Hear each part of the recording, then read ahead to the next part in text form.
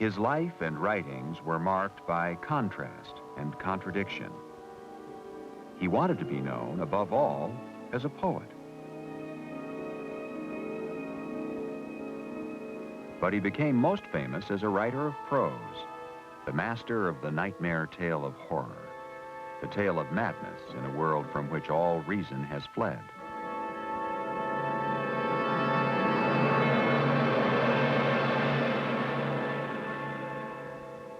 And yet, to create these tales, he developed a method based on careful, logical analysis. And he wrote other stories in which logic and reason were a major theme. His skill and the scope of his works have made Edgar Allan Poe one of the most influential writers in American literature.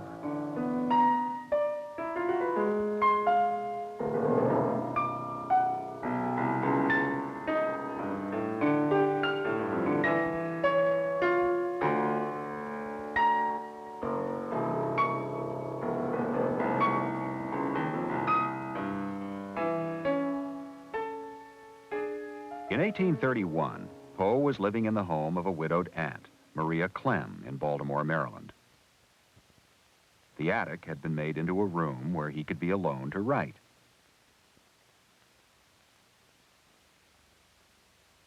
At the age of 22, Poe was determined to make a living as a writer, and he was searching for a literary form which would appeal to a significant number of readers. Literature during the early 1800s was dominated by the Romantic movement, often taking the form of an escape into the distant past, to the Middle Ages, seen as a time of high drama and adventure, or to a still earlier time, to what was considered the golden age of ancient Greece and Rome.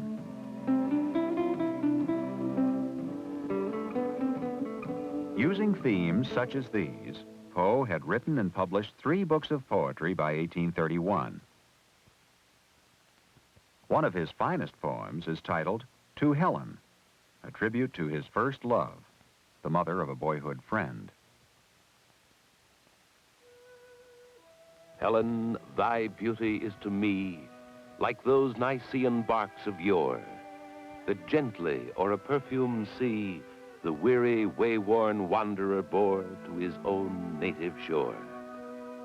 On desperate seas long wont to roam, thy hyacinth hair, thy classic face, thy Aeneid's airs have brought me home to the glory that was Greece and the grandeur that was Rome. Though in yon brilliant window niche, how statue-like I see thee stand, the agate lamp within thy hand. Ah, Psyche, from the regions which are Holy Land. But books of poetry did not sell well enough to provide a dependable income. As Poe studied the literary market, he was impressed by the popularity of a type of fiction that emphasized the darker side of the Romantic movement, Gothic tales of horror and the supernatural. Having decided to write this type of story, he proceeded carefully and logically to work out a formula for composition. Poe's skill in developing his formula is seen in the beginning of his story, The Fall of the House of Usher. During the whole of a dull, dark, and soundless day in the autumn of the year, when the clouds hung oppressively low in the heavens, I had been passing alone on horseback through a singularly dreary tract of country,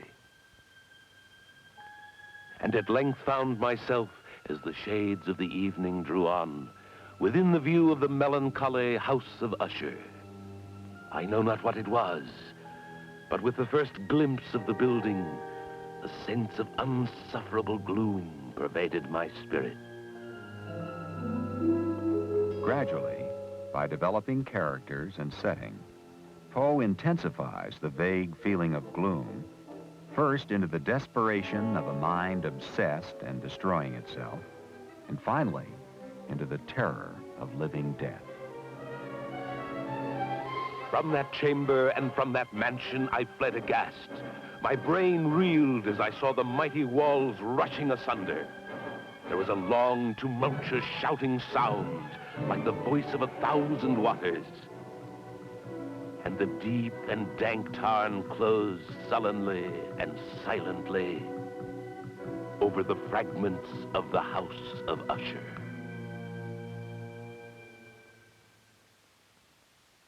The effectiveness of Poe's tales of terror have led many readers to believe that Poe himself was a mad genius. It is true that his life had many of the elements of a romantic tragedy. His parents had been actors, a profession not considered quite respectable at the time. Poe was born in Boston in 1809. By the time he was 3, he had lost both of his parents, and Poe was taken into the home of John and Frances Allen of Richmond, Virginia. As he grew up, he had the expectation of a fine education, of an inheritance from his foster parents, and of a life as a respected Southern gentleman. But by the time Poe enrolled in the University of Virginia, he had begun to quarrel with his foster father. He left the university after his first year. Later, while Poe was a student at West Point, renewed quarreling led to a final break with John Allen. And so, at the age of 23, having lost the hope of an inheritance, Poe was struggling to earn a living with his pen to support himself, his widowed aunt, and her daughter, Virginia. After Poe had lived for 4 years in his aunt's home, he and Virginia were married. She was only 13 years old at the time and suffering from a devastating illness that would end her life at the age of 24, exactly the age at which Poe's mother had died. To supplement his income as a writer, Poe began a career as a magazine editor. His shrewd judgment helped to increase the circulation of the magazines, but he often quarreled with his publishers. He was never able to earn a very large salary. He contributed several stories to these magazines and also wrote book reviews. Poe's evaluations of other writers were usually carefully reasoned and justified, but his harsh tone created many enemies. Plagued by financial problems and deeply concerned about his wife's health, Poe went through periods of deep depression that sometimes led to drunkenness. He actually drank very little, but even a small amount of alcohol could be devastating to him. No doubt Poe's personal problems are reflected in the gloom and terror of many of his tales and poems. And yet, between periods of depression, he had become a productive and extremely careful craftsman. All of his manuscripts are written in a firm, steady hand, indicating that his stories were probably not written while he was under the influence of alcohol. While his themes were typical of Romanticism, his methods of working were very different. In his essay, The Philosophy of Composition, Poe told how he wrote his famous poem, The Raven, planning as an artist might plan a painting, deciding step by step the proper length of the poem, its overall effect, the tone to achieve that effect, and even the sound of the refrain with its key words, raven and nevermore.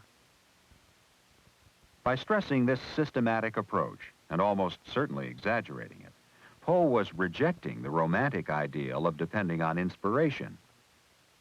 But The Raven has a typically romantic theme of gloom and despair.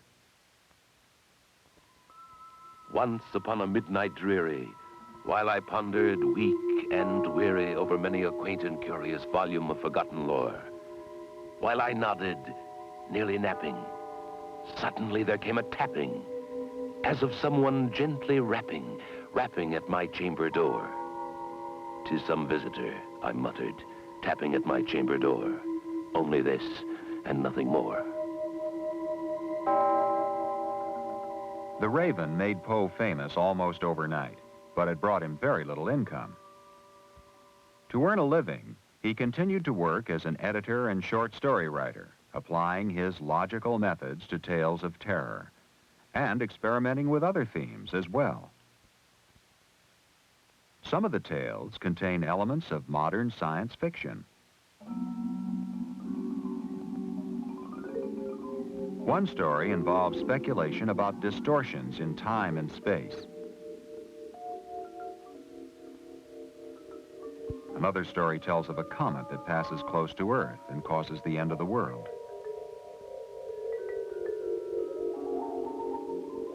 Another concerns a trip to the moon, with descriptions of what the traveler sees and how it affects him.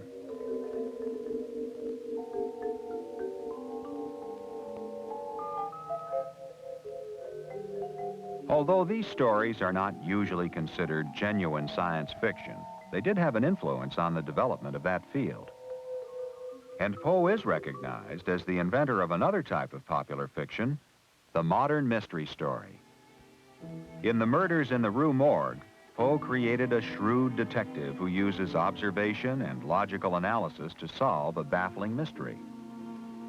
In fact, the facility with which I've arrived at the solution of this mystery is in the direct ratio of its apparent insolubility in the eyes of the police. I stared at the speaker in mute astonishment. I am now awaiting, he continued, looking toward the door of our apartment, a person who must have been in some measure implicated. Should he come, it will be necessary to detain him. I took the pistols, scarcely knowing what I did or believing what I heard. Poe wrote several mystery stories, emphasizing logical thought, in sharp contrast to the romantic emphasis on emotion. This conflict between logic and emotion was an aspect of Poe's own personality. His tragic private life and the romantic side of his nature often led to behavior that appeared eccentric. And yet, all of his writings were the product of logical methods and careful craftsmanship, even though his themes were often romantic. Poe's achievements in poetry and criticism, and in the development of the short story, were quickly recognized and honored in foreign countries, especially in France. And after his death in 1848, his own countrymen also began to realize that Edgar Allan Poe had made a major contribution to the literature of America and of the world.